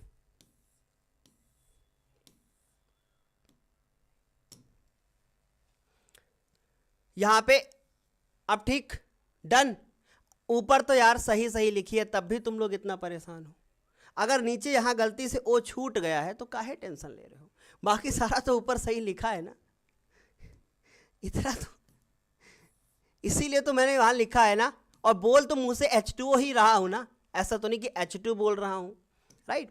अब उसके बाद क्या हुआ कि मंड या स्टार्च कणों को शर्करा में बदल देते हैं और इनका क्या करते हैं, पाचन करते हैं। ये कहलाता है हमारा क्या है, मुख में पाचन। बोलो यहां तक क्या आप लोगों को, सारे बच्चों को समझ में आ गया या नहीं? ठीक है। अब यार कुछ बच्चे ना, मुझे फिर बोलने का मन कर रहा है, जब मैंने सही क्वेश्चन ऊपर लिखी है, नीचे बैलेंस नहीं की है, तो बैलेंस नहीं की है ना नीचे वाली क्वेश्चन, वो तो सिर्फ समझाने के लिए किया ना, सही क्वेश्चन ऊपर लिखी है ना बच्चों। ठीक है, अभी तो टेंशन नहीं ले रहा। चलो आगे चलते हैं। ये इस तरीके से मुख में क्या हो जाता है, पाचन हो जाता है। आगे चलते हैं। अब हम बात करते हैं ग्रसिका। मैं फिर आपको बोल रहा हूं, ग्रसिका और ग्रहणी दो चीजों में लोग जो है पूरा कंफ्यूज हो जाते हैं। ध्यान से सुनिए, ऊपर का हिस्सा क्या कहलाता है, ग्रसिका कहलाता है। फिर उसके बाद ये जो हिस्सा यहां से यहां तक आपको दिखाई दे रहा है, ये क्या है, ग्रहणी होती है। और ये ग्रहणी जो होती है ना, जैसे सांप होता है ना, सांप, उसमें क्या होता है कि अगर मेंढक खाएगा धीरे धीरे धीरे धीरे ऐसे ऐसा भोजन बढ़ता है। वैसे ही क्या होता है कि मान लीजिए हमने कुछ खाया, अब ऐसा थोड़ी होगा कि बिल्कुल पाइप जैसा होगा और चम्मच से भोजन नीचे जाके गद से ऐसे गिरेगा, ऐसा नहीं होता। इसमें भोजन में धीरे धीरे जाता है, धीरे धीरे जाता है। तो क्या होता है, ये भोजन को अमाशय के भीतर, अमाशय का मतलब हम बात कर सकते हैं कि पेट के अंदर क्या करती है, भेजने का काम करती है। कि भाई हमको यहां से मिल गया, यहां से हमको क्या मिल गया, यहां से मान लीजिए हमको भोजन मिल गया। ठीक है, ध्यान से देखिए बच्चों, यहां से मान लीजिए हमने भोजन खाया, खाने के बाद ये भोजन जो है ना इस तरीके से नीचे आएगा, ये जो आपको नली मिलेगी ऐसे। फिर उसके बाद ये अमाशय के अंदर आएगा ऐसे। ठीक है, ये अमाशय के अंदर आएगा ऐसे। फिर उसके बाद ये सी के आकार की ऐसी एक स्ट्रक्चर बनी रहेगी। ठीक, तो ये अमाशय के अंदर भेजेगा भोजन को। तो ये यहां से लेकर जो यहां तक का ये वाला जो पार्ट आपको दिखाई दे रहा है ना, ये क्या कहलाता है, ये कहलाता है हमारा ग्रसिका। क्या कहलाता है, ग्रसिका। ठीक, ये भोजन यानी अमाशय के भीतर धकेलने में सहायता करती है। और ग्रसिका की पेशियों का क्रमवत फैलना एवं सिकुड़ना क्या कहलाता है, क्रमानुकुचन कहलाता है। ग्रसिका में किसी भी प्रकार का पाचन नहीं होता, इसमें केवल भोजन नीचे की तरफ पहुंचता है बच्चों। ठीक है, आ गई मेरी बात समझ में कि नहीं? ठीक है, आगे चलते हैं, आगे चलते हैं बच्चों। अब हमारे पास अमाशय में पाचन। अमाशय में क्या होता है, ये काफी इंपॉर्टेंट है। आपको अमाशय अगर यहां दिख रहा होगा तो ये देखो आपको अमाशय दिख रही है। ठीक, यहां से यहां तक ये क्या है, अमाशय। इसमें भोजन आता है तो किस तरीके से उसका पाचन होता है, ये जे आकार की एक थैली नुमा क्या होती है, संरचना होती है। और भोजन के अमाशय में प्रवेश करने पर जठर ग्रंथियां उत्तेजित होकर क्या करती हैं, जठर रस को स्रावित करती हैं। यानी जो इसके अमाशय में क्या होती है, जठर ग्रंथियां, और जठर ग्रंथियां क्या करती हैं, जठर रस को निकालती हैं। ध्यान से सुनते जाना। वो जठर रस में क्या क्या होता है, इसमें पहली बात तो पानी बहुत सारा होता है, इसमें HCl होता है, इसमें श्लेष्म होता है। श्लेष्म का मतलब समझ सकते हैं कि चिपचिपा जैसा पदार्थ। ठीक है, चिपचिपा पदार्थ जो खिसकाने का काम करेगा भोजन को। ठीक, उसके बाद पेप्सिन एंजाइम होते हैं, HCl होता है, पेप्सिन एंजाइम होता है, HCl, पेप्सिन एंजाइम और जल और श्लेष्म। ये चार चीजें पाई जाती हैं जठर रस में। और ये क्वेश्चन कई बार पेपर में आया है कि पेप्सिन एंजाइम पाया जाता है किसमें, जठर रस में। बात ध्यान से सुन लीजिए, HCl अम्ल पाया जाता है किसमें, जठर रस में। राइट, इसके बाद है वयस्क मनुष्य में रेनिन का अभाव होता है। जब जो है रेनिन नामक एक एंजाइम होता है जो छोटे बच्चों में बहुत ज़्यादा पाया जाता है। और ये छोटे बच्चों में इसलिए पाया जाता है क्योंकि छोटे बच्चे क्या होते हैं, अपनी माँ का दूध पीते हैं। राइट, और अगर सोचिए जैसे हम एक एग्जांपल लेते हैं, गाय। ठीक है, गाय का दूध अगर जो पहली बार होता है, इट मीन्स कि गाय ने बच्चा दिया और आप उस दूध को अगर पी लोगे तो क्या होगा, हो सकता है आप पचा ना पाओ। कुछ लोगों को लूज मोशन हो जाता है। क्यों हो जाता है, क्योंकि हम उसको पचा नहीं पाते। लेकिन छोटा बच्चा है ना, वो पचा लेगा, लेकिन बहुत अधिक मात्रा में नहीं। समझने की कोशिश करें तो रेनिन जो होता है वो कहाँ पाया जाता है, छोटे बच्चों में। और HCl अम्ल की उपस्थिति के कारण जो जठर रस होता है वो कैसा होता है, अम्लीय होता है। यानी अमाशय के अंदर HCl अम्ल पाया जाता है, इसलिए भोजन जब अंदर जाता है तो पच जाता है। क्लियर हुआ, यहां तक सभी को समझ में आ गया? वेरी गुड बच्चों। अब उसके बाद क्या हुआ कि HCl जो है ना निष्क्रिय पेप्सिनोजन को सक्रिय पेप्सिन में बदल देता है। अगर आपको ये सारी चीजें नहीं याद करनी है कोई बात नहीं, आप इतना भी लिख कर आ सकते हो। भोजन के साथ साथ जीवाणु एवं सूक्ष्म जीवों को मारता है। कौन मारता है? ये HCl। फिर क्या करता है? भोजन को सड़ने से रोकता है, क्योंकि आपने पढ़ रखा है कि जो अम्ल होते हैं ना वो संक्षारक का काम करते हैं, भोजन को सड़ने नहीं देंगे। क्योंकि अब सोचिए, सिरका भी तो एक अम्ल है, आम को सड़ने देता है क्या? नहीं, क्योंकि उस करता क्या, जितने जीवाणु जितनी बैक्टीरिया उसको वो खत्म कर देता है। पानी को भी क्या कर देता है? खत्म कर देता है। बात समझ में आ रही? तो वो कहां से खराब हो जाएगा, समझिए एक बात को। ठीक, फिर इसके बाद क्या होता है? ये भोजन को सड़ने से रोकता है एवं भोजन के कठोर भागों को क्या कर देता है? घोल देता है। ठीक, अमाशय में भोजन कितने घंटे तक रुकता है? 3-4 घंटे तक रुकता है। और जो अधपचा भोजन होता है वो धीरे धीरे कहां जाता है? ग्रहणी में भेज दिया जाता है। अब ग्रहणी के बाद फिर क्या होगा देखो। ठीक, अब पहली बात ग्रहणी समझ लो। ग्रहणी क्या होता है? यहां पे ये आपको दिखाई दे रहा है, ये क्या है? हमारी ग्रहणी। ध्यान से मेरी बात को सुनना। ग्रहणी में क्या होता है? ये सी के आकार की एक संरचना होती है। ठीक, और उसके बाद ये ग्रहणी से यहां से पित्ताशय लगा होता है, और पित्ताशय क्या करता है? पित्त रस को यहां ग्रहणी में डालता है, जिससे जो भोजन पचता है वो पचने के बाद जो भोजन नहीं पच पाया है वो ग्रहणी में आके क्या हो जाता है? पच जाता है। ठीक, ग्रहणी में आके पच जाता है। अब ग्रहणी से ही क्या होती है? हमारी छोटी आंत लगी होती है। छोटी आंत को हम क्षुद्रांत बोलते हैं। ठीक, अब क्या होता है? ये छोटी आंत भी क्या करेगी? भोजन को पचाएगी। उसके बाद छोटी आंत जो होती है ये क्यों छोटी कही गई? ये बहुत लंबी होती है लेकिन फिर भी उसको छोटी कहा गया। छोटी आंत जो होती है वो बहुत कम, मतलब हम बोले कि ऐसी होती है। इसका ये जो हिस्सा होता है ना पाइप वाला, ये समझ सकते हो, इसका व्यास कम होता है। और जो बड़ी आंत होती है उसका व्यास ज्यादा होता है। जो आपको ये वाला हिस्सा दिखाई दे रहा है ना, ये चीज आपको दिखाई दे रही है ना, ये इसकी बड़ी आंत है। और जो ये वाला हिस्सा दिखाई दे रहा है ना, ये इसकी छोटी आंत है। छोटी आंत क्या होती है? बहुत कुंडलित होती है। और जो बड़ी आंत होती है वो कुंडलित नहीं होती, बस ऐसे एक बार में होगी। राइट, अब क्या हुआ देखते जाना मेरे प्यारे बच्चों। अब क्या होगा? कुंडलित होती है कौन? छोटी आंत आहार नाल का सबसे बड़ा भाग है, और उसके बाद ये अधिक कुंडलित होती है। भोजन का पाचन मुख्यतः जो होता है ना वो क्षुद्रांत के ग्रहणी भाग में होता है। मतलब ग्रहणी सोचो अगर ना हो हमारे शरीर में तो भोजन का पाचन नहीं हो पाएगा सही से। क्योंकि आपने सुना होगा कि जिनको स्टोन हो जाता है ना, या जिनको लीवर में कुछ प्रॉब्लम होती है, वो लोग भोजन को पचा नहीं पाते क्योंकि पित्तरस बनता नहीं है, वो पित्तरस ग्रहणी में जाता नहीं है। तो बात समझ में आ गई होगी मेरे प्यारे बच्चों को। ठीक है बच्चों, आगे चलते हैं। सर आपसे एक छोटा सा क्वेश्चन है कि अमाशय भोजन में कितने घंटे रुकता है? भाई क्वेश्चन का आंसर हमने ऑलरेडी स्लाइड में लिख रखा है कि अमाशय में भोजन 3-4 घंटे तक रुकता है और उसके बाद ऐसे करके बाहर ग्रहणी में भेज दिया जाता है। ठीक, आगे मेरी बात समझ। अब क्या होता है? इसके बाद इसको पित्त रस मिलता है। पित्त रस का काम क्या होता है? पित्त रस का काम क्या होता है? पित्त रस भोजन को पचाने में मदद करता है। कहां से मिलता है हमको पित्त रस? पित्ताशय से। राइट, आगे चलते हैं हम लोग इसको बात। अब बात करते हैं अग्नाशयी रस। अग्नाशयी रस कहां से मिलेगा हमको? अग्नाशय से। अग्नाशय कहां है? इसके पीछे देखो, ये वाले हिस्से को देखो, ये देखो यहां पे, ये हमारा अग्नाशय। बेटा कुछ छोड़ूंगा नहीं, ये क्या दिख रहा है? इसके पीछे लगा हुआ है, क्या है? अग्नाशय। अग्नाशय क्या करता है? ये भी कुछ रस देता है। इसका पीएच कितना होता है? यानी ये क्षारीय होता है। जठर रस अम्लीय होता है, अग्नाशय रस क्षारीय होता है। ठीक, इसमें इतना % तक पानी होता है और शेष जो होते हैं पाचक एंजाइम होते हैं। कौन कौन से एंजाइम होते हैं? ट्रिप्सिन होता है और काइमोट्रिप्सिन होता है।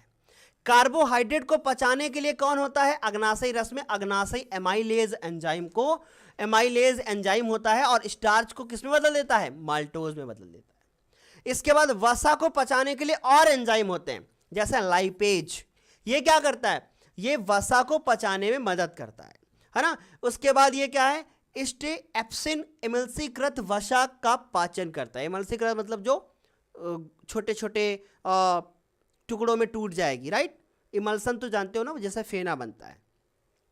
इसके बाद फिर है न्यूक्लिक, हाँ एजेज, राइट। ये क्या करता है, न्यूक्लिक अम्लों का पाचन करता है। न्यूक्लिक अम्ल का क्या होते हैं, ये सब आपको 12th में जाके डीट में पढ़ने को मिलेगा, ठीक है। ये कभी कभी पूछ लिया जाता है। बेसिकली ये फर्स्ट और सेकंड पॉइंट बहुत इंपॉर्टेंट है।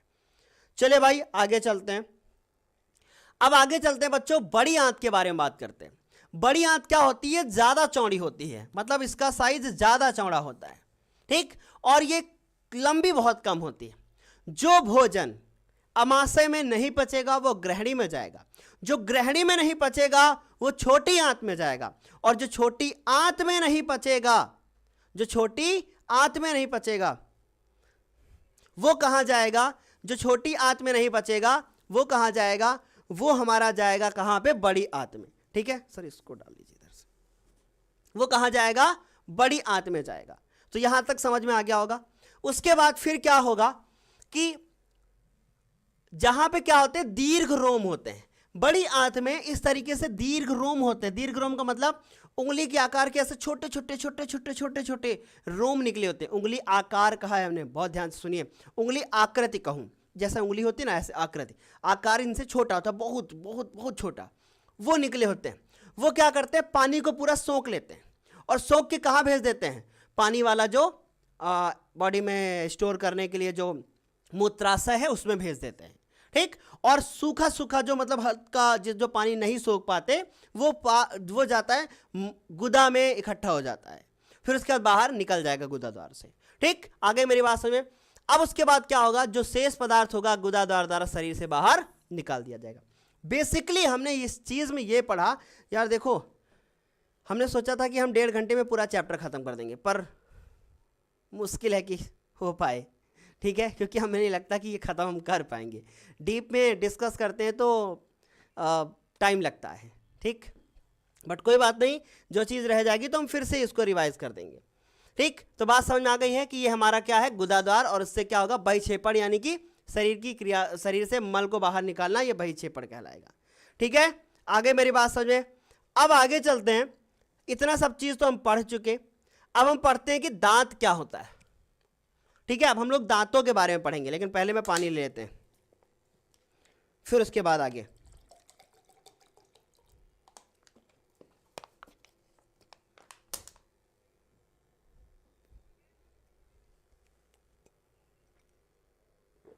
सर जी म्यूकस क्या होता है, बेटा म्यूकस ही श्लेष्म कहलाता है हिंदी में, जो क्या करता है, भोजन को जो है ना लसलसा भी बनाए रहता है, और अमाशय में जो HCl अम्ल होता है वो उससे हमारा अमाशय जो है, मतलब हमको एसिडिटी ना फील हो, उससे भी बचाता है वो।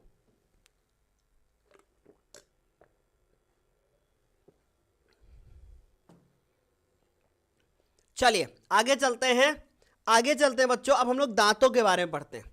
दांत क्या होते हैं, बेसिकली कहाँ पाए जाते हैं, मुख में, यानी जबड़े में छोटे छोटे सफेद रंग की संरचनाएं होती हैं, जो कहाँ किस में पाए जाते हैं, कशेरुक प्राणियों में पाए जाते हैं, ठीक है। और उसके बाद जैसे दांत जो होते हैं वो भोजन को चीरने, चबाने आदि के काम में लाते हैं हम लोग। कुछ हमारे पशु होते हैं, जैसे विशेषतः मांस बच्ची, शिकार करने के लिए और रक्षा करने के लिए भी दांत का उपयोग करते हैं। बच्चों दांत का उपयोग कौन करते हैं, जैसे हम अगर हाथी को देखें, खाने के दांत और दिखाने के दांत और, तो ऐसे कुछ और भी होते हैं जो केवल दिखाते हैं। जैसे कुछ आपने देखा होगा सुअर, क्यों सर सही कह रहे हैं ना, सुअर के पास भी, सुअर में भी ऐसे दांत जो है वो आगे निकले होते हैं। तो उसमें क्या होता है कि बड़ैल कहते हैं उसको, है ना सर, बड़ैल। तो बड़ैल जो है ना इस तरीके से होते हैं कि बड़ैल के दांत भी होते हैं इस तरीके से, उनके भी केवल खोदने के लिए ही काम करते हैं बस, है ना। तो इनका जो निर्माण होता है वो क्या होता है, कठोर तालु।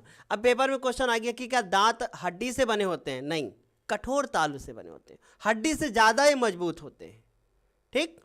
फिर इसके बाद इसका अगर अध्ययन करें तो ओडोंटोलॉजी कहते हैं। दांत अगर मैं बात करूं तो कई प्रकार के होते हैं। विशेषताएं दांत में क्या होती है, प्रकार तो बाद में पढ़ेंगे। पहली विशेषता दांत की गर्त दंती, जो दांत क्या होते हैं, हड्डियों के खांचों में धसे होते हैं। फिर विषम दंती, मानव में 4 प्रकार के दांत पाए जाते हैं, इसलिए मानव क्या होता है, विषम दंती। विषम दंती का मतलब अगर किसी के पास कई प्रकार के दांत पाए गए तो हम बोलेंगे कि वो विषम दंती। द्विबार दंती मतलब एक बार दांत निकला फिर उसके बाद दांत फिर निकलते हैं, गिरने के बाद भी, कहते हैं ना दूध के दांत गिर जाएंगे फिर दांत निकलेंगे। इसका मतलब मानव में अग्र चर्वणक दांतों को छोड़कर सभी दांत 2 बार निकलते हैं।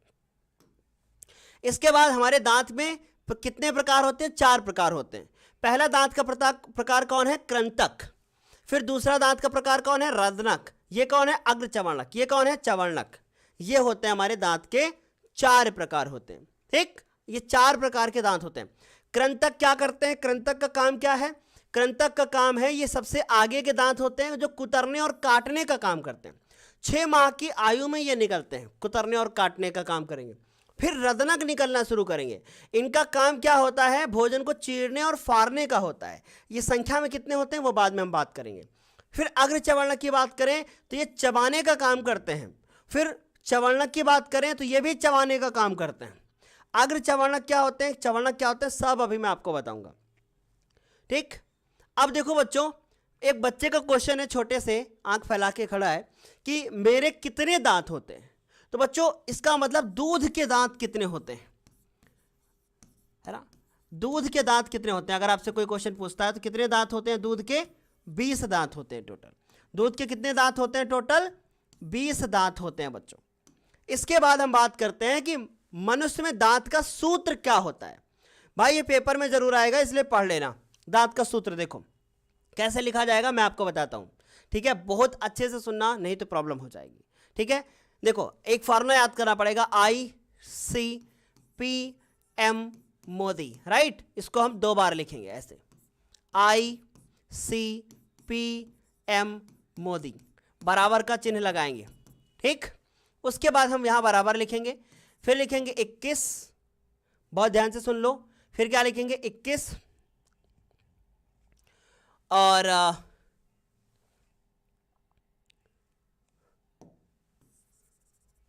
मैं इसको फिर से 1 मिनट लिखूंगा, 1 मिनट रुकिएगा। ICPM मोदी 21-23 होता है।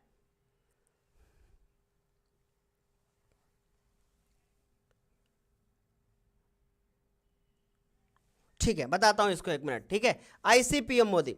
इसके बाद हमें लिखना है कि भाई कितने कितने होते हैं, 21 और 23। ठीक, अब ध्यान से मेरी बात को सुनना, ICPM और मोदी। ठीक है, M का मतलब क्या हो गया? मोलर। मोलर इसका मतलब होता है चवर्णक। कितने चवर्णक होते हैं एक उसमें? 2-3 जोड़ी चवर्णक होते हैं। PM की बात करें तो अग्र चवर्णक, अग्र चवर्णक, है ना? यानी अगर आपसे कोई पूछ लेता है कि अग्र चवर्णक कितने होते हैं, इसको अंग्रेजी में कहते हैं प्रीमोलर। क्या कहते हैं बच्चों इसको अंग्रेजी में? प्रीमोलर कहते हैं। अगर मैं C की बात करूं, कैनाइन इनको कहते हैं, और इसकी बात करूं तो ये होता है हमारा इंसिजर। ठीक, ये किसका काम करता है? ये कृंतक है, कुतरने का काम करेगा, कृंतक।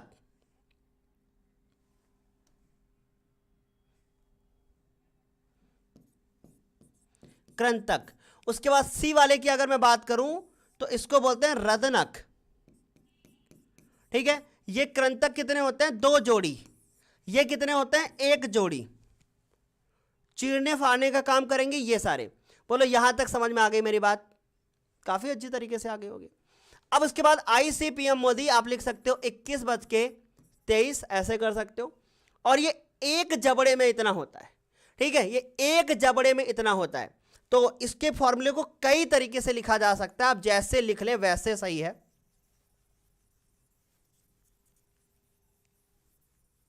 देखो, ठीक है, मैं जैसे लिख देता हूं वैसे भी आप लिख सकते हो। कितने जबड़े होते हैं? टोटल 2 जबड़े होते हैं। इसका मतलब कितना हो जाएगा? अगर मैं 21-23 इसकी बात करूं तो टोटल यहां से देखो 2 जोड़ी की बात कर रहा था ना, 2 जबड़े होते हैं हमारे, तो यहां से हमारे पास हो जाएगा 16। फिर उसके बाद कितना हो जाएगा? गुणे में 2, यहां से देखो 8 आएगा। इनको जोड़ना होता है आपस में, दिमाग और कहीं ना लगाना, गणितज्ञ मत बनना। ठीक है, तो ये कितना हो गया? 16 गुणे 2। फिर इसके बाद टोटल लिख देना, कितना हो जाएगा? 32। ऐसे भी लिख सकते हो पेपर। ठीक है बच्चों, यहां तक समझ में आ गया आप लोगों को? कोई दिक्कत हो, कोई परेशानी? चलिए, बहुत बढ़िया, वेरी गुड, बहुत बढ़िया। ठीक, अगर मैं शिशु दांत सूत्र का बात करूं तो बस इतना यहाँ पे लिखना है, उनके पास कितने टोटल दांत होते हैं 20। ये पूछा कम जाता है, इसको छोड़ देते हैं। ठीक, आगे चलते हैं बालक हम लोग। अब हम लोग बात कर लेते हैं कि लीवर क्या होता है, यानी यकृत क्या होता है। फुल रिवीजन चल रहा है आज के सेशन में। सर उसको खोलिएगा एक बार। और मैं ना देख रहा हूं कि आप लोगों ने अभी तक जो है वीडियो को लाइक नहीं किया है, और ये बहुत गलत बात है। देखते हैं कितने लोग अभी तक हमारे साथ जुड़ चुके हैं सेशन में।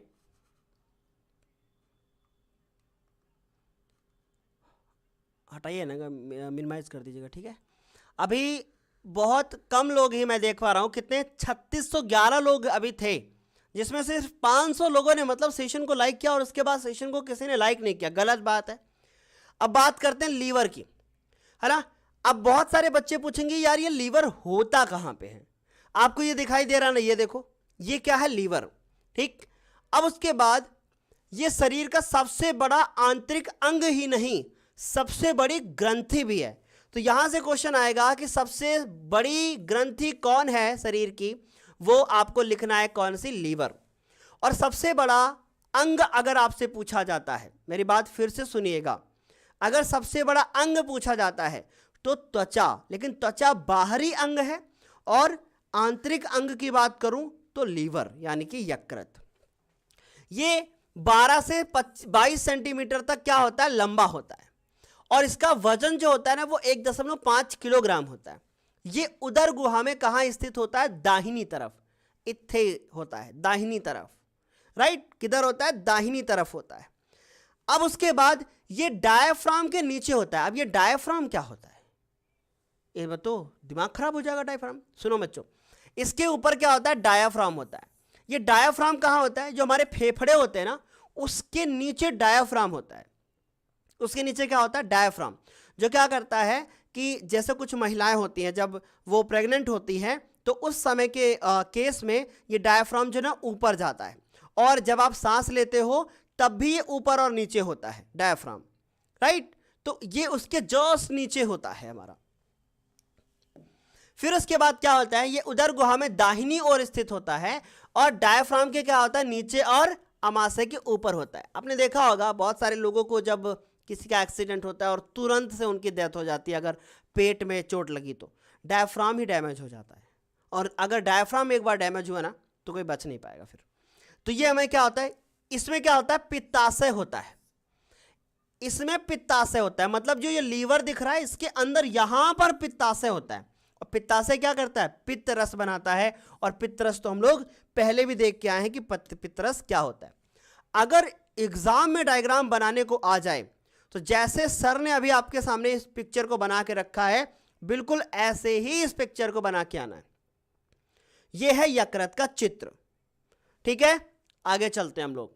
अब बात करते हैं कि पित्ताशय क्या होता है। यह नीले रंग की लगभग 8 सेंटीमीटर लंबी और 4 सेंटीमीटर क्या होती है, चौड़ी एक अंडाकार थैलीनुमा संरचना होती है।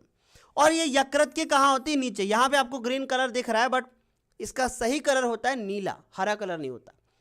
ये यकृत से निकले पित्त रस को क्या करता है, संचित करता है। अगर पेपर में क्वेश्चन आएगा कि पित्त रस को कौन संचित करता है, तो कौन करता है, यकृत करता है। और उससे जल को क्या करता है, सोख कर उसे गाढ़ा बनाता है। पानी को सोख लेता है कौन, यकृत, और उसको क्या कर देगा, गाढ़ा भी बनाएगा इसको। ये यकृत से निकले पित्त रस का संचय करता है और पानी को सोख लेगा। कौन सोखेगा, लीवर नहीं सोखेगा पानी, लीवर तो बनाएगा। पित्त रस रहेगा, पित्त रस में पानी रहेगा, और पित्ताशय उसको सोख लेगा, और जब जरूरत पड़ेगी तो ग्रहणी में भेज देगा। ठीक, कंफ्यूज मत होना।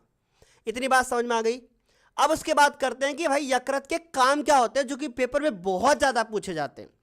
यकृत का पहला काम है पित्त रस को बनाना। इसका कलर कैसा होता है, गाढ़ा हरा और पीला भूरा रंग, पित्त रस।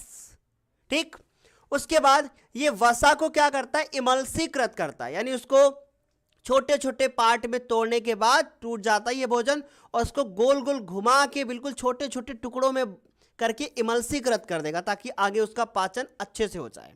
जैसे कपड़े धुलते हो फेना बनता है, वैसे ही ये भोजन की क्या करेगा, लुगदी की अम्लता को समाप्त कर देता है, यानी भोजन की जो लुगदी होती है उसको हम काइम बोलते हैं। ये काइम की अम्लता को समाप्त करके उसे क्या करता है, क्षारीय बनाता है, क्योंकि पित्त रस क्षारीय होता है। अब क्या करता है, आंत की क्रमानुकुचन गति को बढ़ाता है। पित्त रस जो होता है वो क्या करेगा, आंत की क्रमानुकुचन गति को बढ़ाएगा, यानी कि क्रमानुकुचन गति क्या होती है, धीरे धीरे से भोजन का खिसकना, क्रमानुकुचन गति। पित्त लवण कोलेस्ट्रॉल को घुलनशील बनाए रखता है, ठीक है, और इसमें कोई एंजाइम नहीं पाया जाता। पित्त रस में कोई भी एंजाइम नहीं पाया जाता, ये भोजन को पचाने में मदद करता है। सारे बोर्ड के बच्चों के लिए बहुत ज्यादा इंपॉर्टेंट है, इसलिए सेशन को मिस नहीं करना। अब बात करते हैं हिपैरिन क्या होता है। जो हमारा यकृत होता है ना, वो हिपैरिन नामक एक क्या करता है, एंजाइम को बनाता है, ठीक। ये हिपैरिन बनाएगा, ये क्या होता है, प्रतिस्कंदक होता है। बहुत अच्छे से सुनना, जो रुधिर वाहिनियों में रक्त को जमने से रोकता है। ये रक्त यानी ब्लड को जमने नहीं देगा। नहीं सोचिए, इतनी ठंड पड़ती है, पता चला कि रक्त वाहिनियां जो हमारी नसें हैं उनके अंदर ब्लड जम गया तो क्या हो जाएगा, अगर रक्त जम गया ना तो हार्ट अटैक आएगा सीधे, और सीधे इंसान की मृत्यु हो जाएगी। समझ गए, तो वो जमने नहीं देता हिपैरिन नामक। और ये और भी काम करता है, ये फाइब्रिनोजन और प्रोथाम्बिन का भी निर्माण करता है। मतलब शरीर में अगर यकृत नहीं है तो समझ लो काम नहीं हो पाएगा कुछ भी। ये फाइब्रिनोजन और प्रोथाम्बिन का भी निर्माण करता है, जो चोट लगने के बाद रक्त का थक्का जमाते हैं। जैसे किसी को चोट लग गई, रक्त का थक्का बना दिया कि अब रक्त बाहर ना निकले, एक उसको जमाने का काम करेगा, नहीं तो सारा शरीर का रक्त नहीं बह जाएगा। समझ गए, तो ये रक्त का थक्का बनाने का काम करता है। बोलो यहां तक क्लियर हुआ कि नहीं। चलिए बहुत बढ़िया, यहां तक सारे बच्चों को समझ में आ गया कि यकृत क्या होता है, ठीक है। अब आगे चलते हैं, हम लोग कुछ बहुविकल्पी क्वेश्चन कर लेते हैं। है ना, जल्दी जल्दी से। लेकिन इतनी बात समझ में आ गई, हमने जितना आपको पढ़ाया, 5 हम छोटी छोटी पोल करेंगे, देखते हैं अब कितना आप पानी में हैं। तब तक सर जी पानी पी लेते हैं और देखते भाई कितना पानी में आप हैं।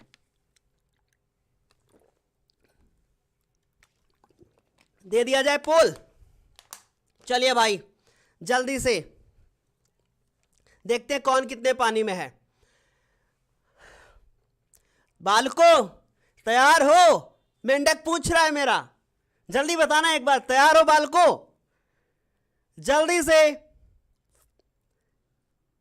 क्या बात है, बहुत बढ़िया, great great great great great. Sir यकृत में सेल डिवीजन बहुत जल्दी होता है ना, बहुत बढ़िया, वेरी गुड, यस। बालको तैयार हो ना। चले हम लोग, ये रहा आपके सामने पहला क्वेश्चन, और इसका आंसर देना है आप सभी को कि क्या होना चाहिए। देखते हैं बच्चे कैसे आंसर करते हैं। क्वेश्चन है हमारे सामने कि निम्न में से कौन सी विधि सही प्रकार से स्वपोषण की विधि है। जल्दी से बताना एक बार, इसमें से कौन सा उत्तर सही होगा।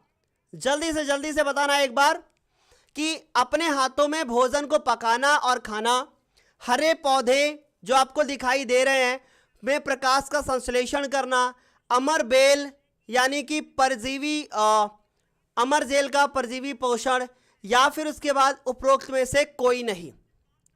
जल्दी बताना एक बार, कौन सी विधि इसमें से प्रकाश संश्लेषण की विधि है। वेरी गुड, मैं देख पा रहा हूं कि लगभग 60% जो बच्चे हैं उन्होंने बोला है कि सर इसका भी उत्तर जो है वो एकदम सही है। अच्छा ठीक है, बी उत्तर मेरे प्यारे बच्चे बोल रहे हैं, देखते हैं सही है कि नहीं। देखते हैं बच्चे क्या कह रहे हैं, एक बार देख लेते हैं, हम भी चेक कर लेते हैं। हाँ, तो 70% लोगों ने कहा है कि बी उत्तर सही है। वेरी गुड, दूसरे क्वेश्चन के लिए बिल्कुल आप लोग तैयार रहे, जल्दी से दूसरे क्वेश्चन के लिए भी तैयार रहे। इस पोल को हटा दीजिए, इस पोल को डिलीट कर दीजिए यहां से, अभी दूसरा क्रिएट कर दीजिएगा। अब दूसरा क्वेश्चन हम देने जा रहे हैं बच्चों, देखते हैं कि आप इसका आंसर कर पाएंगे। देखो भाई ध्यान से सुनना मेरे प्यारे बच्चों, ध्यान से सुनना। अपने हाथों से भोजन को पकाना ये और खाना, ये तो भाई मानव होगा ना, फिर उसके बाद हरे भोजन, हरे पौधों में प्रकाश संश्लेषण, ये हमारा बी ऑप्शन करेक्ट है। अमर बेल का परजीवी पोषण नहीं, ये तो अमर बेल क्या हो करती है, ये परजीवी पोषण है ना, चिपकी रहती है पेड़ पे, और ऐसा बिल्कुल भी नहीं। चलिए भाई आगे चलते हैं अगले क्वेश्चन की तरफ। देखा, जैसे ही पोल हुई बच्चों की संख्या ऑटोमेटिक क्या हो गई, बढ़ गई। ज्वाइन सब करते हैं, रुकते नहीं है ना। प्रत्येक जबड़े में अग्र चवणकों की संख्या कितनी होती है, जल्दी से बताइए क्या होगा इसका आंसर। प्रत्येक जबड़े में अग्र चवणकों की संख्या कितनी होती है, 1 जोड़ी, 2 जोड़ी, 3 जोड़ी या फिर 4 जोड़ी, जल्दी से आंसर कीजिए, पहला, दूसरा, तीसरा, चौथा, जल्दी से बताना। सर ABCD दीजिएगा ऑप्शन। अग्र चवर्णक को अंग्रेजी में क्या कहते हैं, प्रीमोलर। कैसे याद रखना है, ICP और उसके बाद M मोदी, ऐसे याद करना है। और उसके बाद फिर क्या करना है, 2 1 2 3, है ना। हमसे कौन पूछा है, अग्र चवर्णक, जल्दी से आंसर कर दो सारे बच्चे।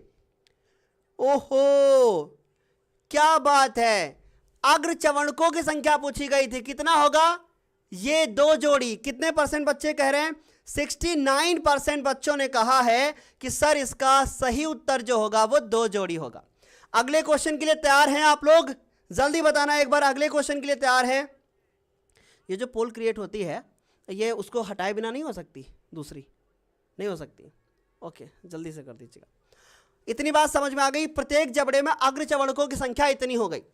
अगला क्वेश्चन है कि प्रकाश संश्लेषण अभिक्रिया में मुक्त ऑक्सीजन स्रोत होता है, किसका होता है, CO2 का, जल का, ग्लूकोज का या फिर ATP का, जल्दी से बताना कि प्रकाश संश्लेषण अभिक्रिया में मुक्त ऑक्सीजन स्रोत होता है, कार्बन डाइऑक्साइड का, जल का, ग्लूकोज का या फिर ATP का, जल्दी बताना सही उत्तर क्या होगा। वेरी गुड, अभी तक तो जो है मैं देख पा रहा हूं कि 73% बच्चों का आंसर सही है। 117 वोट हुई हैं अभी, सर और वोट हो जाने दीजिएगा। 188 वोट हो चुकी हैं, जल्दी जल्दी से आंसर कीजिए। 250 वोट हो चुका है। Very good very good very good, okay बहुत बढ़िया। वोट में आंसर कीजिए, देखते हैं किसका सही है। ग्रेट, अभी तक 400 वोट हो चुका है, जल्दी से आंसर करें आप लोग। प्रकाश संश्लेषण की अभिक्रिया में मुक्त ऑक्सीजन का स्रोत, बच्चों अभी अभी हमने आपको बताया था कि कार्बन डाइऑक्साइड और वो जल के साथ अभिक्रिया करेगा और उसके बाद इससे ग्लूकोज बनेगा C6H12O6 और उसके बाद इसमें जल और बनेगा और ऑक्सीजन भी बनेगा। लेकिन हमने आपको बताया था कि ये जल जो है ना वो ही ऑक्सीजन देगा, इसका मतलब सही उत्तर जो है वो बी होगा। बच्चे बी बोल रहे हैं तो सर कैसे गलत हो सकते हैं, बिल्कुल बी ऑप्शन करेक्ट है।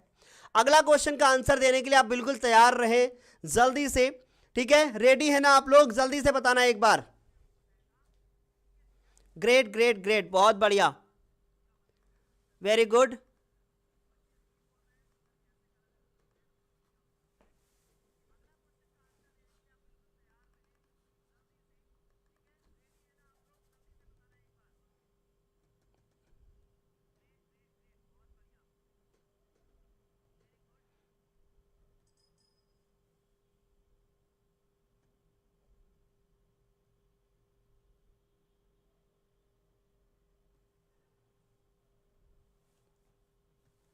ओके, अगले क्वेश्चन है कि प्रकाश संश्लेषण की क्रिया में O2 गैस के रूप में मुक्त होकर किस संरचना से बाहर निकलती है। O2 गैस कहां से बाहर निकलती है, रंध्र से, वातरंध्र से, बाह्य त्वचा से या फिर वलकुट से।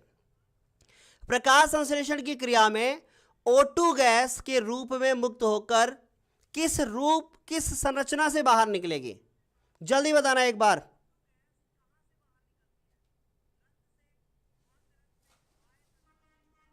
जल्दी बताना एक बार,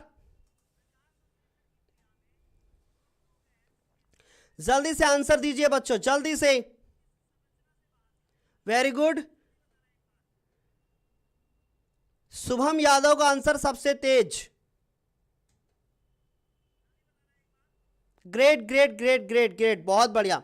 देखो बच्चों, प्रकाश संश्लेषण की क्रिया में जो हमारी O2 गैस होती है, O2 गैस के रूप में मुक्त होकर किस संरचना से बाहर निकलती है, कहां से बाहर निकलती है? ये बच्चों निकलती है हमारी वात रंध्र से। अगर ऑप्शन में रंध्र नहीं होता, फिर से सुनिएगा, अगर ऑप्शन में वात रंध्र नहीं होता तो आप रंध्र लगाते। फिर से सुनना, अगर ऑप्शन में रंध्र नहीं, वात रंध्र नहीं होता तो आप रंध्र लगाते। अगर दोनों ऑप्शन है तो हम वात रंध्र ही लगाएंगे, ठीक है? अगर दोनों ऑप्शन है तो हम लोग वात रंध्र ही लगाएंगे, ठीक? क्योंकि वात का मतलब है वायु। डन, यहां तक समझ में आ गया? कंफ्यूज मत होना आप लोग। चलिए एक और क्वेश्चन है, क्वेश्चन नंबर 5 है कि प्रकाश पादपों में प्रकाश संश्लेषण द्वारा भोजन का निर्माण किसमें होता है? जल्दी से बताइए, किसमें होता है? जल्दी से बताना। जड़ में, तने में, या पत्ती में, या फिर फूल में? भोजन का निर्माण किसमें होता है? जड़ में होता है, तने में होता है, पत्ती में होता है, या फिर फूल में होता है?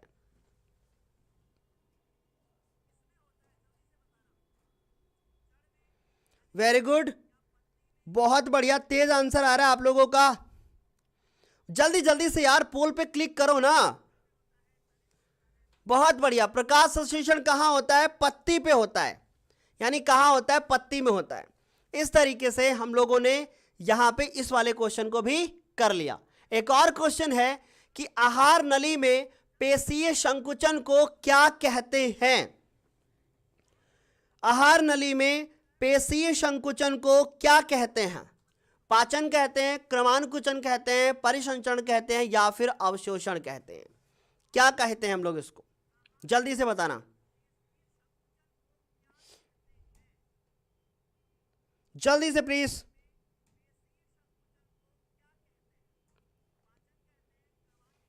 जल्दी से बताना एक बार।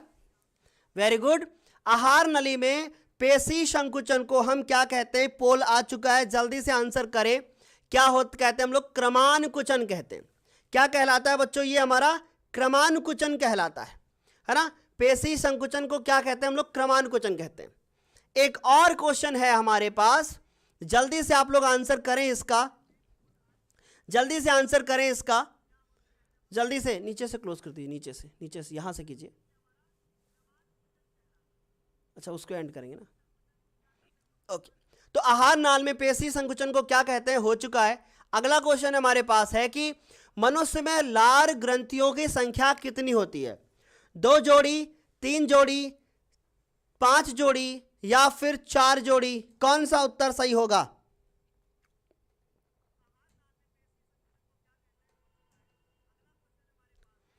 जल्दी से बताइए कि क्या होगा इसका सही उत्तर।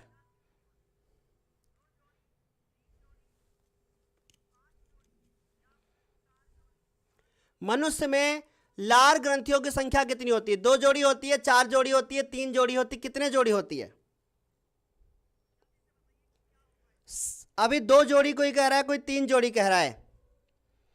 51% बच्चों का ही आंसर अभी तक सही आया है। 53 हो गया है अभी। अलग अलग आंसर आ रहे हैं सभी के। देखो भाई, मनुष्य में 3 जोड़ी लार ग्रंथियां पाई जाती हैं। इन तीनों के नाम है कर्णपूर्व, अधोहनु और अधोजिह्वा। 3 जोड़ी लार ग्रंथियां पाई जाती हैं। तो सही उत्तर जो होगा इसका क्या होगा? सी। सही उत्तर कौन सा मैच करेगा इसका? सी मैच करेगा। बच्चों अब मैं आप लोगों को बता देता हूं कि देखिए, मैं तो बच्चों पूरे प्लान के साथ आया था कि आने वाले जितने भी और टॉपिक हैं मैं सारे टॉपिक को करूंगा, ठीक है? लेकिन अभी मैं देख रहा हूं कि जो श्वसन का पार्ट है वो रह गया, परिवहन रह गया, बहुत सारी और चीज़ें जो है वो रह गई हैं, ठीक है?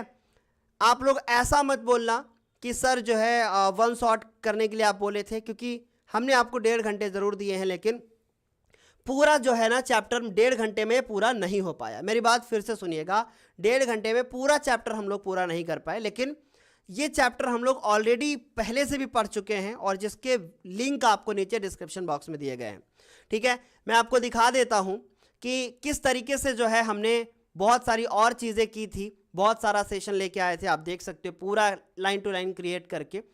तो ये सारी चीज़ें आपको मिल जाएंगी, हमने पहले भी पढ़ा रखा है।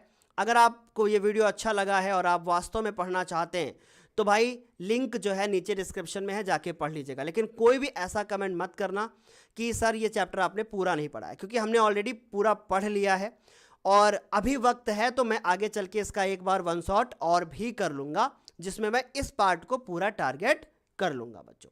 ठीक है, तो आज के लिए फिर इतना ही, तब तक के लिए bye bye, take care, thank you so much और मेहनत करते रहना, ऑल द वेरी बेस्ट। जाने से पहले एक लाइन आपके लिए, जाने से पहले एक लाइन आपके लिए बोलकर जाऊंगा। यहाँ पे जाने से पहले एक लाइन है आपके लिए,